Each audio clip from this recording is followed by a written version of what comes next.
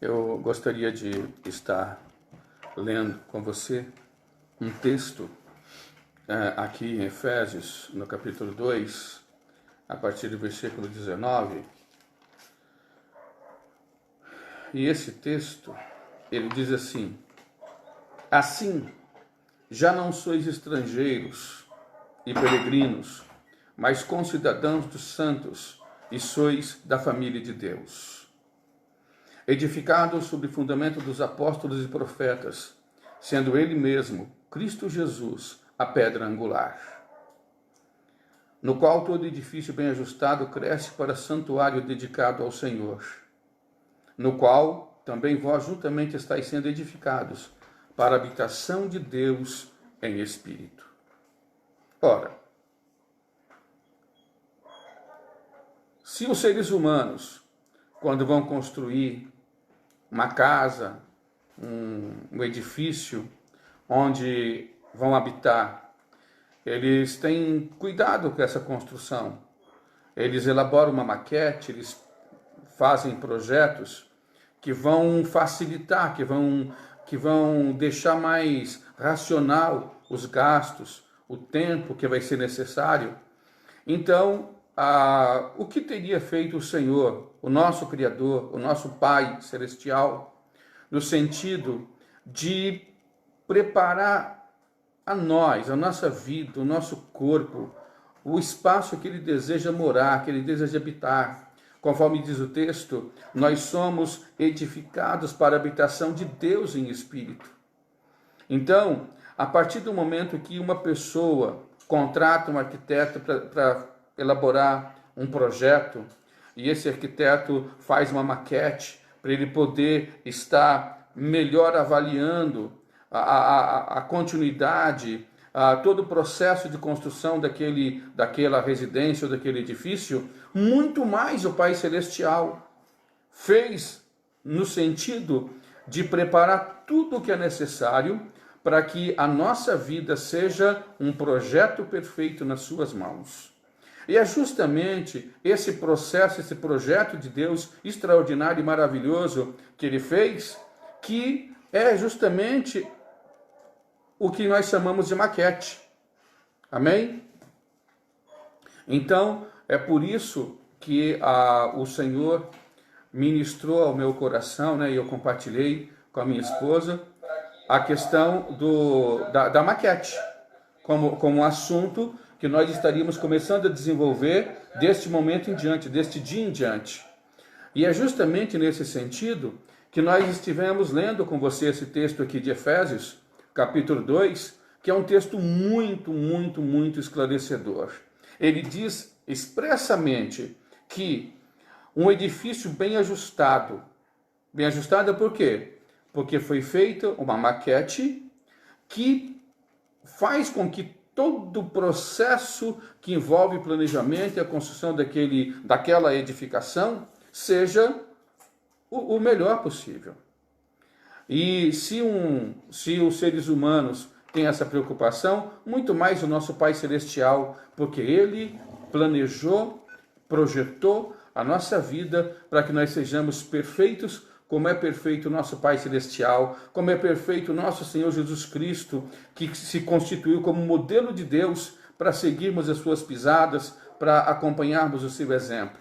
Amém? Eu ainda quero compartilhar com você um texto em Hebreus, capítulo 3, versículo 4, que também vai colocar de maneira bem interessante esse assunto. Diz o texto: pois toda casa é construída por alguém, mas aquele que construiu todas as coisas é Deus. Olha que coisa extraordinária. Toda casa é edificada por alguém. Todo edifício é construído por alguém, é projetado por alguém. Alguém se empenha em fazer um projeto, em fazer todos os cálculos, em fazer toda aquela parte arquitetônica, hidráulica, elétrica, enfim, para que ele funcione de maneira perfeita. E nós, como corpo do Espírito Santo, como corpo de Deus, como morada de Deus em Espírito, também fomos projetados pelo nosso Pai Celestial. E a esse projeto, a esse modo do Pai operar, do Pai agir, do Pai realizar o seu propósito na minha vida e na sua vida, que nós chamamos de maquete de Deus. Agora eu quero compartilhar com você por que adotamos esse termo maquete. Na verdade, irmãos, esse termo não foi criado por mim. Ele foi colocado de maneira que eu não tive participação nisso. No dia 3 de outubro de 2017, eu estava indo de Varginha para Pouso Alegre e no posto que tem bem do lado do trevo, que passa por baixo da Fernão Dias para ir para Varginha, eu desci ali e cheguei naquele posto para pegar um ônibus que me levasse até Pouso Alegre. Mas de maneira muito interessante, eu vi uma caminhonete, uma picape pequena, parada no acostamento ali do posto, e eu cheguei atrás daquela picape e vi que ela tinha a placa de Ipuiuna. Ipuiuna é uma cidade que fica entre Pouso Alegre e Poços de Caldas. Aí, vendo que aquela caminhonete era de Ipuiuna, eu falei, pô, interessante e tal. Aí, de repente, veio o motorista, para entrar no veículo e para prosseguir a sua viagem. Eu me aproximei dele, cumprimentei, falei, olha, eu estou indo para Pouso Alegre, eu vi que você está indo para Ipuiuna, será que você poderia me deixar lá? Ele falou, claro.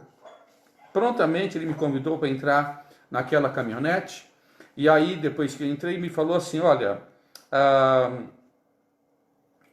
eu só tenho 2 entregas para fazer no caminho, mas eu te deixo lá em Pouso Alegre. Aí lá fomos nós. Aí fomos conversando, todo aquele trajeto. É uma faixa de mais ou menos 100 a 110 quilômetros a distância. Então demoramos ali 1 hora, 1h30 para fazer esse trajeto. E então ele me deixou em Pouso Alegre, no trevo do hipermercado Baronesa. Chegando ali, eu liguei para minha irmã e perguntei para ela se ela estava em casa, que estava indo para lá. Então ela falou, não, eu não estou em casa, eu estou na igreja. Eu falei, tudo bem então eu vou direto para a igreja. Aí cheguei na igreja onde ela participa, uma Assembleia de Deus, no bairro Faisqueira, em Pouso Alegre. E ali então cheguei e era um culto feito numa quarta-feira à tarde, um culto só de mulheres. É uma programação que a Assembleia faz chamada Ciclo de Oração. E eu ali estava participando do culto e não tinha me apresentado para ninguém, o culto já tinha começado e tal. E daí então, numa certa altura, uma pastora, ela ia fazer a ministração da palavra, ela tomou a palavra, começou a pregar, e poucos minutos depois de começar, 5 ou 10 minutos, ela parou a mensagem e me deu uma palavra profética. E nessa palavra profética ela disse assim para mim, Deus está determinando que você reative a maquete que Ele te deu. Aí ela falou, eu não sei porque Deus está usando esse termo maquete, mas eu estou falando do jeito que Ele está me dando. É para você reativar a maquete que Ele te deu. Interessante. Eu jamais tinha pensado naquilo que Deus tinha proposto ao meu coração para desenvolver como uma maquete. Mas aí, quando o Senhor batizou tudo aquilo de maquete, eu achei assim extraordinário, porque pensei realmente, isso tem tudo a ver. Porque o que nós vamos estudar a partir de hoje, pelas próximas semanas, é justamente o projeto da construção dessa casa espiritual de Deus, que somos nós. Nós somos a casa espiritual de Deus. A Bíblia diz que Deus não habita em templos feitos por mãos humanas. Deus não habita numa construção, num espaço que o homem construiu e chamou, esta é a casa de Deus. Deus habita no templo que Ele fez com as suas próprias mãos. E qual é esse templo? Sou eu, é você. Nós somos o templo que Deus fez com as suas próprias mãos. E Deus então, na feitura desse templo, na produção desse templo, ele estabeleceu alguns padrões de construção. Alguns padrões para essa edificação se desenvolver da maneira mais adequada, para que nós sejamos verdadeiramente a habitação do nosso Pai. E para que o Pai tenha prazer em habitar conosco, em permanecer conosco. Jesus Cristo falou, e declarou no Evangelho de João o seguinte: se alguém me ama, guardará a minha palavra, meu Pai o amará, e viremos para ele, e faremos nele morada. Então aqui nós podemos compreender que uma das primeiras coisas que nós precisamos assumir na nossa vida enquanto edifício de Deus, construção de Deus, templo de Deus, habitação do Espírito Santo, morada de Deus em Espírito, é justamente compreendermos isso e andarmos em obediência, em submissão ao nosso Senhor, ao nosso Pai Celestial. Ou seja, fazer uma caminhada, uma trajetória digna da vocação celestial que o Pai nos concedeu, daquilo que Ele deseja fazer na minha vida e na sua vida. E isso é algo tão extraordinário, tão grande, tão sublime, que eu não posso fazer por mim mesmo. Você não pode fazer por si mesmo. Então Deus, aquele que projetou tudo, faz em nós. Olha só como é que funciona. Deus havia projetado enviar o seu Filho ao mundo, Jesus Cristo, o Verbo eterno. Acontece que o Pai estabeleceu determinados critérios para essa vinda do seu Filho. E um dos critérios, o principal deles, porque senão a vinda dele não teria valor, não teria o efeito que o Pai havia estabelecido para ela, é que ele nascesse do ventre de uma mulher. Ele teria que ter um nascimento da mesma forma como nascem todos os demais seres humanos. Ele não poderia simplesmente surgir no mundo assim, sem mais nem... Não, ele teria que ter todo um processo de gestação no ventre de uma mulher para que ele tivesse o corpo humano e fosse em tudo semelhante a nós. De tal forma que a vida dele surtisse o efeito desejado pelo Pai. E é justamente isso que aconteceu. Deus projetou assim, e ele ia realizar dessa forma. Então ele procurou o quê? Uma mulher que pudesse ser um instrumento dele para trazer a vida, para trazer à luz o seu filho unigênito. E ele escolheu Maria, a esposa de José lá de Nazaré, na Judéia. Ele escolheu Maria, na Galileia, perdão. E aí então ele escolheu Maria, mandou que o anjo Gabriel fosse até lá para anunciar o nascimento de Jesus Cristo, Filho de Deus. E ela, quando ouviu, falou: mas como que vai poder acontecer uma coisa dessas? Como que eu vou poder gerar um filho, sendo que eu nunca me relacionei com homem nenhum? A pergunta de Maria era legítima. Como que poderia acontecer isso? Ela não tinha assim, como que ela podia entender um negócio desses? Aí o anjo disse para ele o quê? Descerá sobre ti o Espírito Santo, e a virtude do Altíssimo te cobrirá com a sua sombra, pelo que também o santo que de ti há de nascer será chamado Filho de Deus. E também Isabel, tua prima, concebeu um filho em sua velhice, e este 6º mês para aquela que era chamada estéril, porque para Deus nada é impossível. Então é o primeiro ponto que nós queremos abordar com você nesta tarde. Seguir o roteiro estabelecido por Deus na maquete que ele elaborou para a minha vida e para a sua vida é para nós impossível. Mas para ele todas as coisas são possíveis. Assim como para Maria era impossível gerar um filho sem que tivesse um homem com ela, um homem que pudesse fazer a parte que lhe cabe fazer. Então Deus deu a resposta para ela, dizendo que aquele filho que seria gerado nela era fruto do Espírito Santo. Ele não teria participação de homem nenhum na sua concepção. Eu pergunto para você, qual era a parte que cabia a Maria nesse processo? A parte que ela fez, irmãos. Ela fez exatamente o que precisava fazer. Então foi dito para ela: a virtude do Espírito Santo virá sobre você. O Altíssimo te cobrirá com a sua sombra. O santo que há de nascer será chamado Filho de Deus. O que Maria fez? Ela declarou: eis aqui a serva do Senhor. Cumpra-se em mim segundo a tua palavra. É tudo o que cabia ela fazer. É tudo que me cabe fazer, tudo que te cabe fazer para que o projeto de Deus, a maquete que ele estabeleceu para a minha vida, para a sua vida, como edifício, como habitação de Deus em espírito, tenha o devido cumprimento. É fazer o quê? Senhor, eu estou aqui. Eu quero que se cumpra na minha vida tudo que foi declarado por ti. E aí que está a grande questão que entra naquele primeiro texto que a pastora leu agora há pouco. Nós somos cooperadores de Deus. O que significa ser cooperador de Deus? Significa o seguinte: Maria foi cooperadora de Deus. Ou seja, o pai tinha um propósito, ela cooperou naquele propósito que ele tinha. Como? Deixando que se cumprisse nela o que ele havia estabelecido. Cumpra-se em mim segundo a tua palavra, ela respondeu. E Deus fez tudo o que precisava fazer. Daquele momento em diante, ela não teve mais preocupação nenhuma em como que Jesus seria gerado. Ele foi gerado pelo Espírito Santo a partir do momento que ela aceitou a incumbência dada a ela pelo Pai.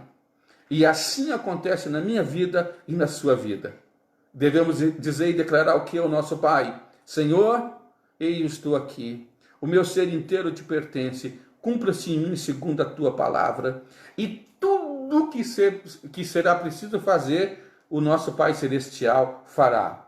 Filipenses 1, versículo 6, declara o quê? Aquele que em vós começou a boa obra é poderoso para completá-la.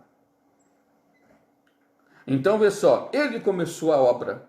E ele vai completar a obra que começou. Ele não vai deixar a sua obra pela metade na sua vida e nem na minha vida.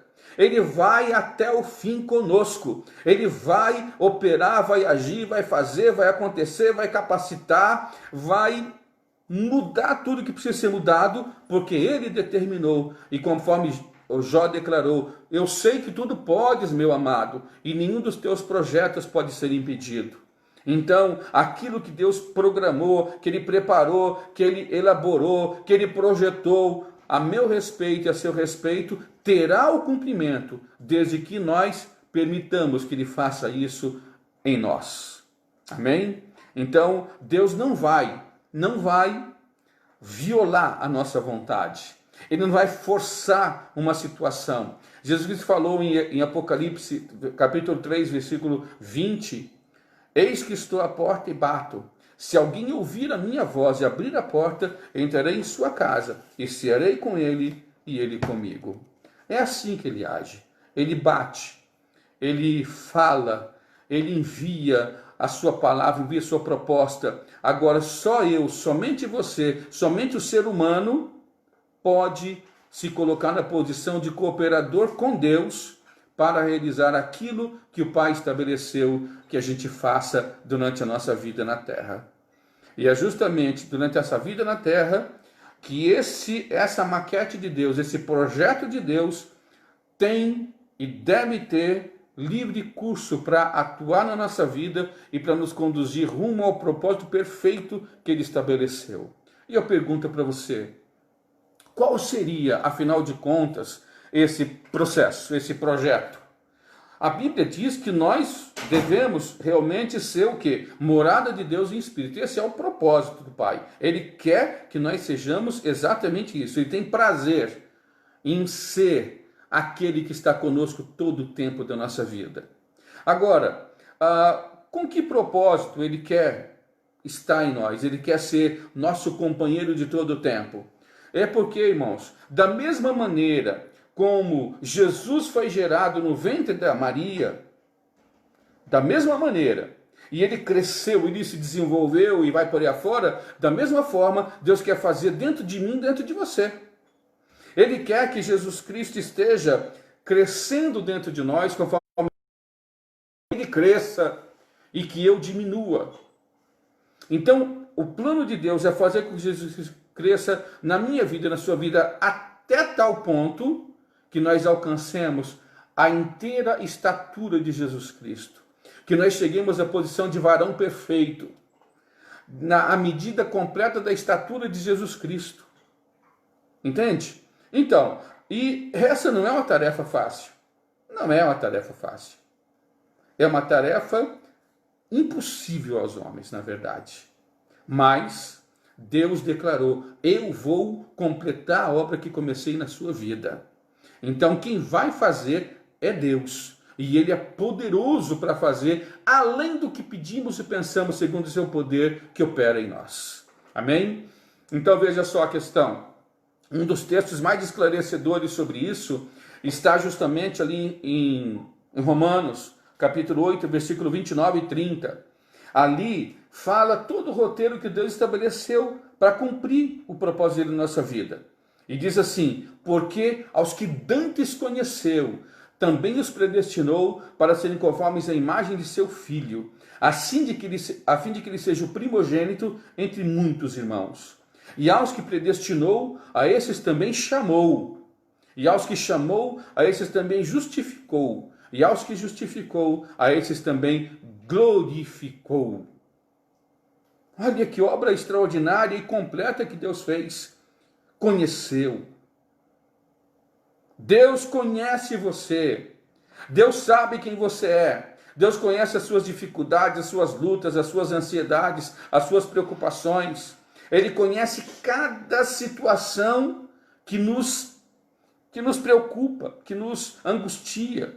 Ele conhece cada coisa da nossa vida e Ele tem a resposta certa para a minha necessidade e para a sua necessidade. Ele nos conhece.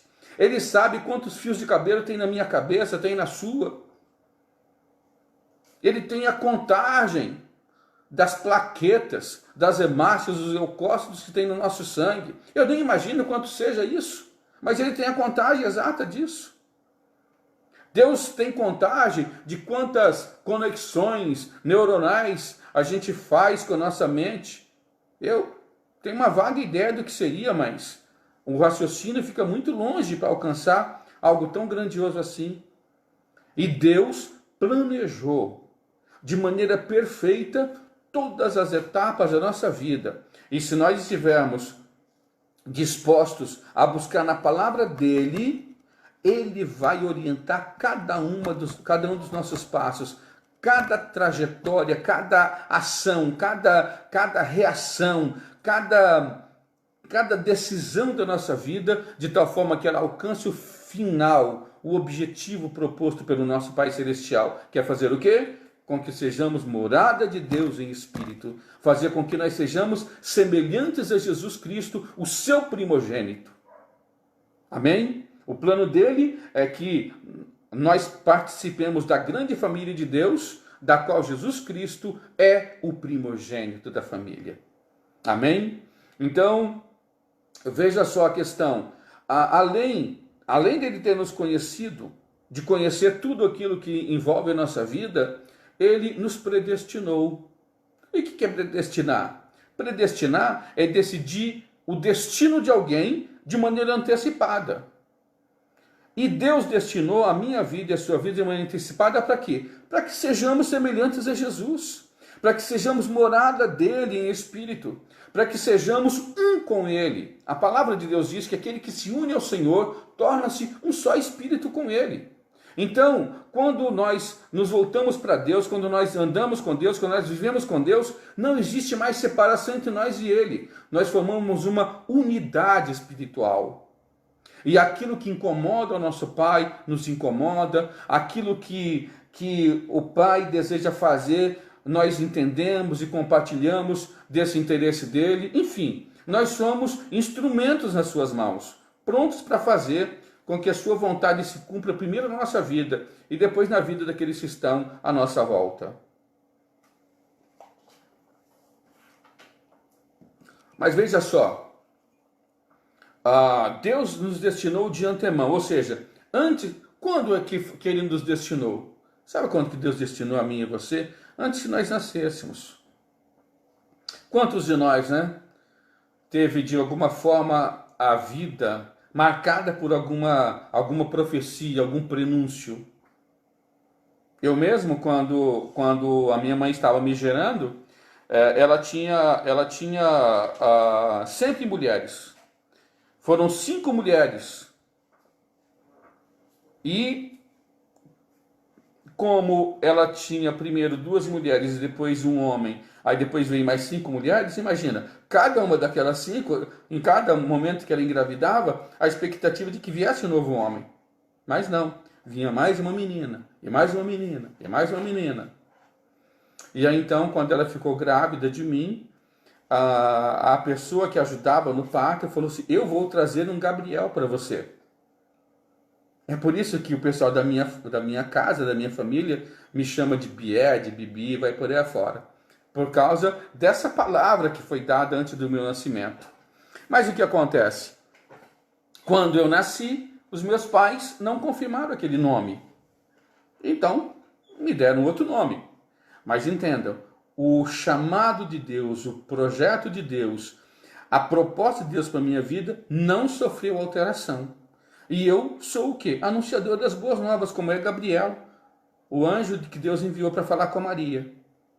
Entende isso? Então, quando é que Deus fez isso? Fez isso antes que eu nascesse. É conforme ele disse para Jeremias, antes que formasse no ventre materno, eu te conheci. E antes que saísses da madre, te santifiquei. E te encaminhei, te nomeei como profeta às nações. Então, quando é que acontece isso? Antes de nós abrirmos os olhos neste mundo, de nós tornarmos cidadãos desta terra, seja no Brasil, seja em qualquer outro país do mundo. Quando o homem, quando a mulher surge neste mundo, o Pai já estabeleceu um propósito perfeito para a vida dele. Já destinou de antemão este homem, já destinou de antemão esta mulher para ser a imagem de Jesus Cristo, seu Filho. E essa imagem só não vai se concretizar se esse homem, se essa mulher não tomar a posição de cooperar com Deus nesse processo. Entende isso? Quando o homem e a mulher falam, Senhor, eu aceito a tua proposta para a minha vida. Pronto. O Pai faz acontecer tudo aquilo que está contido nessa proposta. Amém? Então, ele me conheceu, predestinou, chamou. Então, chamar é justamente chamar pelo nome. Todas as pessoas que Deus chamou, ele chamou pelo nome. Havia uma criança, um homem, né? Um menino, chamado Samuel. Aí, a uma certa altura, Samuel devia estar com uns 12 ou 13 anos. Ele foi deitar, estava vivendo com o sacerdote ali no templo, em Siló. Então, Samuel foi dormir. E numa certa altura ele ouviu uma voz chamando Samuel. Ele se levantou, foi até o sumo sacerdote ali, né? E falou, aqui estou, porque tu me chamaste. Aí ele falou, não, eu não te chamei. Pode voltar a deitar. Samuel voltou a deitar. Aí passou um tempo, ele ouviu de novo, Samuel. Ele se levantou, olha, eu estou aqui porque o Senhor me chamou. Eu falei, não, Samuel, eu não te chamei. Só que na segunda vez, quando Eli falou para ele, não te chamei, ele percebeu, já sei, é Deus que está chamando Samuel, e ele não está reconhecendo porque ainda não conhece a voz de Deus. Aí ele falou, Samuel, volta a deitar. E se a voz te chamar de novo, você vai dizer assim, fala, Senhor, porque o teu servo ouve. Então Samuel voltou a deitar, e a voz chamou Samuel, ele disse, fala, Senhor, porque o teu servo ouve. Então, é assim que Deus chama a cada um de nós. Ele chama a cada um de nós pelo nosso nome. Nós podemos ouvir o Deus Todo-Poderoso, o Criador do Universo, aquele que criou, que sustenta, que manda, que comanda, que coordena, que faz acontecer tudo aquilo que Ele deseja, que chama as estrelas pelo nome, assim como Ele chama as estrelas pelo nome, e nenhuma delas falta, porque Ele é poderoso, assim também Ele nos chama pelo nome. E nós também podemos fazer o quê? Falar, Senhor, eis-me aqui. Fala, porque o teu servo ouve. Faz em mim aquilo que está no teu coração fazer. Amém? E à medida que vamos fazendo isso, em cada passo, em cada momento da nossa vida, Deus vai agindo, vai operando e vai realizando mesmo aquilo que Ele tem para realizar. depois de nos chamar, ele nos justifica. E o que é justificar? Justificar é declarar o culpado como justo. Todos nós somos culpados diante de Deus. Não há um justo sequer na terra. A justiça do homem é como trapo de imundície diante de Deus. Mas aí que entra a grande questão. Deus, sendo um Deus justo, compassivo, amoroso, perdoador, estabeleceu um meio do homem ser justificado, ainda que injusto. E qual foi esse meio? O justo Senhor, Jesus Cristo, aquele que não cometeu pecado, que não conheceu o pecado, se manifestou, levou o nosso pecado, pagou pelo nosso pecado na cruz, e a vitória dele sobre o pecado, ele imputou a mim e a você. Ele atribuiu a vitória e a justiça dele sobre o pecado para nós. Agora basta que nós façamos o quê? Que nós aceitemos que aquilo foi em nosso benefício. Aceitamos que Jesus pagou por um pecado que ele não tinha. Eu tinha o pecado, eu merecia a morte. Quem devia estar na cruz era eu e você. Mas o nosso Senhor, o nosso Salvador, assumiu a nossa culpa e pagou pela nossa culpa integralmente. E aí ele operou o quê? A nossa justificação pelo seu sangue derramado naquela cruz. Então, chamou, nos predestinou, nos justificou. E além de tudo isso, Deus também nos glorificou. E no que consiste essa questão de Deus nos glorificar? Essa questão de Deus nos glorificar, irmãos, é quando Deus concede que o Espírito dele, o Espírito Santo, venha habitar em nós. Assuma a minha vida e assuma a sua vida como sua morada, como seu templo. A palavra de Deus diz que nós somos templo do Espírito Santo, que o Espírito de Deus habita em nós. E o Espírito Santo vem justamente para prosseguir a obra que foi iniciada e chegar até a conclusão dessa obra. Mas desde o momento que ele vem habitar em nós, ele já nos conduz em glória. Nós já somos glorificados porque somos habitação do Espírito Santo. Lembra do que Jesus falou ali em João capítulo 17, do versículo 20 em diante? Jesus disse assim: meu Pai, eu não rogo somente por estes. Naquela ocasião, quando ele fez aquela oração, Judas já não estava com ele. Judas já tinha ido até o templo para entregá-lo, para que os soldados fossem lá para buscá-lo e prendê-lo. Entende isso? Mas estavam com ele ali os 11 discípulos. Então Jesus falou: Pai, eu não rogo somente por estes. Pedro, André, Filipe, Tomé, Mateus, Bartolomeu, Tiago, filho de Alfeu, e Tiago, filho de Zebedeu. Então, aqueles homens que estavam ali, Jesus falou: eu não rogo somente por estes, mas também por todos aqueles que pela palavra deles hão de crer em mim, para que todos sejam um, como és em mim e eu em ti, que também eles sejam em nós, para que o mundo creia que tu me enviaste. E agora vem o principal. Jesus falou o que para o Pai? Eu dei a eles a glória que me deste, para que sejam um como nós o somos. Eu neles e tu em mim, para que eles sejam aperfeiçoados na unidade, e para que o mundo conheça que tu os amaste como amaste a mim. Então, olha só que profundidade isso, que coisa extraordinária. A mesma glória que o Pai concedeu para Jesus, Jesus fez o quê? Repassou para nós. Eu dei para eles a glória que me deste, para que sejam um como nós o somos. É por isso que o apóstolo Paulo ensina mais adiante que aquele que se une ao Senhor torna-se um só espírito com ele. Por quê? Porque é justamente isso. Jesus promoveu isso. Promoveu uma unidade espiritual entre o homem com o Criador, a partir do momento que esse homem entra em aliança, em unidade com o Criador. Amém?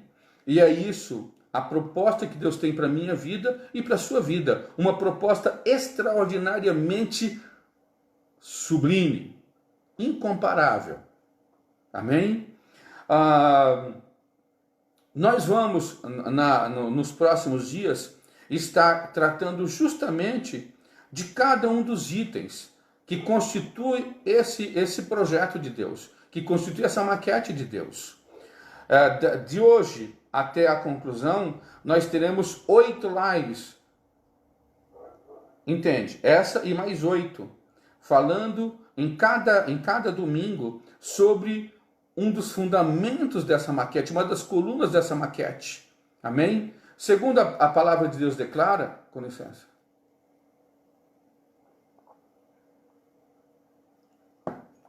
Segundo a palavra de Deus declara, todo edifício, ele deve ser construído em cima de um alicerce. E o alicerce, por sua vez, ele deve estar fundado numa pedra. Então, fazem escavações até encontrar uma rocha sólida, para que aquele edifício fique edificado, fique firmado numa rocha. Não pode ser na terra fofa. Lembra do que Jesus falou em Mateus capítulo 7? Que o homem que edifica sobre a areia ou sobre a terra fofa, ele edifica uma casa que, primeira tempestade que dá, a primeira situação complicada que ela enfrentar, ela vai ruir, ela vai cair, ela não vai conseguir subsistir.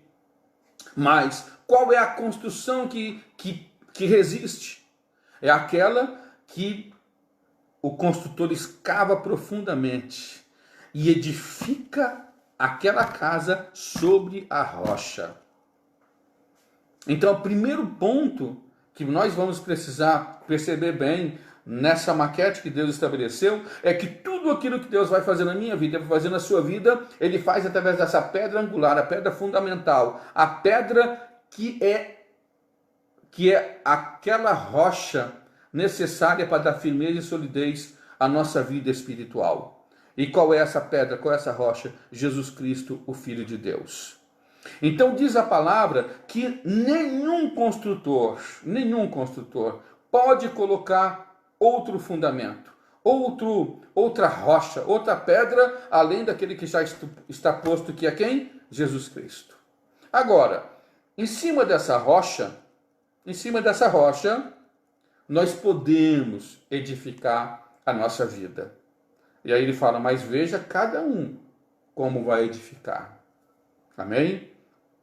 E justamente esses aspectos é o que eu quero ver com você na sequência das nossas lives.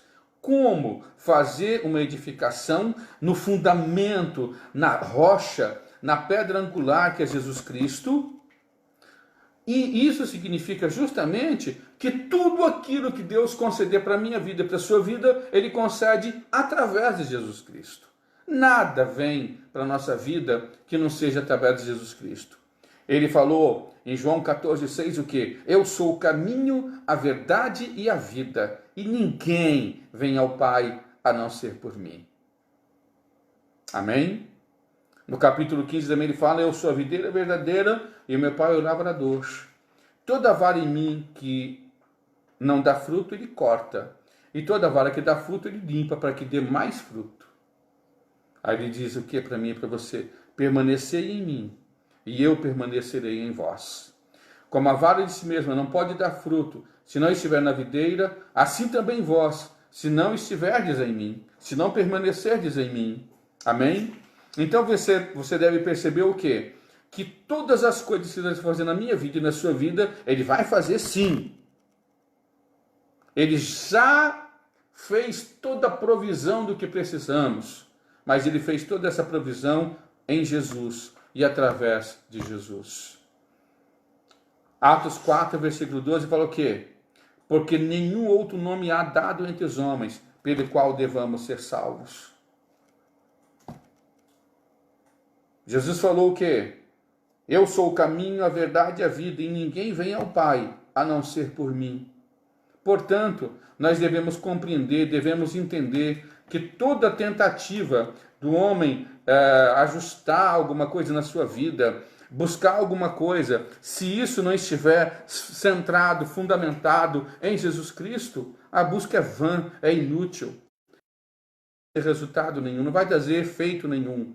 Mas se ela for centrada em Jesus, se estiver firmada em Jesus, Então, toda a construção que estaremos fazendo na nossa vida, seja na carreira, seja no ministério, seja na família, seja em que sentido, em que aspecto for da nossa existência, se nós estivermos fazendo essas coisas centrados em Jesus, então nada conseguirá derrubar a nossa construção. Amém?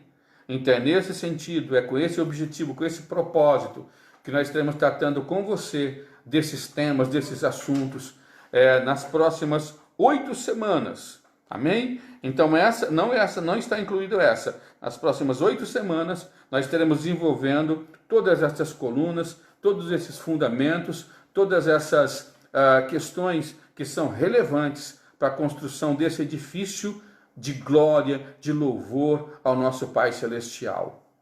Nós vamos, nesse momento, estar fazendo uma oração, tá bom? Para que Deus esteja iluminando o entendimento de cada um daqueles que estão conosco. Eu quero agradecer muito a todos que participaram dessa live, que estão participando ainda, tá bom? Perdoe por não ter mencionado os nomes, tá bem? Mas nos comentários ali eu vou fazer um agradecimento especial a cada um de vocês. A presença de vocês, a companhia de vocês é algo precioso demais para mim. E eu não falei justamente porque de repente poderia passar alguns nomes assim rapidamente, sem que eu prestasse atenção, e eu falhar com alguém que está assim participando conosco, tá bem? Então por isso eu achei melhor não fazer as apresentações, mas cada um de vocês eu vou estar respondendo dentro de poucos minutos aos comentários, aos cumprimentos, tá bom? Enfim, toda manifestação que você fizer, as perguntas que você fizer, eu vou estar respondendo com um carinho todo especial, porque vocês são muito especiais para a nossa vida, para o nosso trabalho, e são especiais para o nosso Pai Celestial. Amém? E eu quero agora orar, né, junto da Miva, tá bom? E que Deus abençoe muito a sua vida, e que no próximo domingo nós estejamos novamente às 18 horas participando dessa live, em nome de Jesus. Amém.